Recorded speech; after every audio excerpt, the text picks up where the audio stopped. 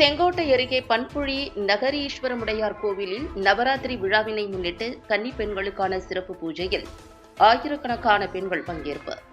செங்கோட்டை அருகே உள்ள பண்புழி அருள்மிகு அறம்வளர்ந்த நாயகி சமேத நகரீஸ்வரமுடையார் கோவிலில் நவராத்திரி விழாவின் முக்கிய நிகழ்வான கன்னி பெண்களுக்கு பூஜையும் மற்றும் சுமங்கலி பூஜையும் நடைபெற்றது. இதில் ஆயிரக்கணக்கான பெண்கள் கலந்து கொண்டனர். தென்காசி மாவட்டம் செங்கோட்டை அருகே பண்புழியில் அமைந்துள்ள அறம்வளர்த்த நாயகி நகரீஸ்வரர் கோவிலில் புரட்டாசி நவராத்திரி விழாவினை முன்னிட்டு திருமணம் ஆகாத 108 கன்னி பெண்களுக்கு விரைவில் திருமணம் நடக்க வேண்டியும் மற்றும் மாங்கல்ய பலம் அதிகரிப்பதற்காக திருமணம் ஆன பெண்களுக்கு சுமங்கலி பூஜையும் நடத்தப்படுவது வழக்கம். அந்த வகையில் நவராத்திரி விழாவினை முன்னிட்டு இரவில் கொலு மண்டப உற்சவ அம்பாளுக்கு சோடச மகா தீபாராதனை, மந்திர புஷ்பம், சதுர்வேத, திருமுறை பாராயணங்கள் நடைபெற்றன.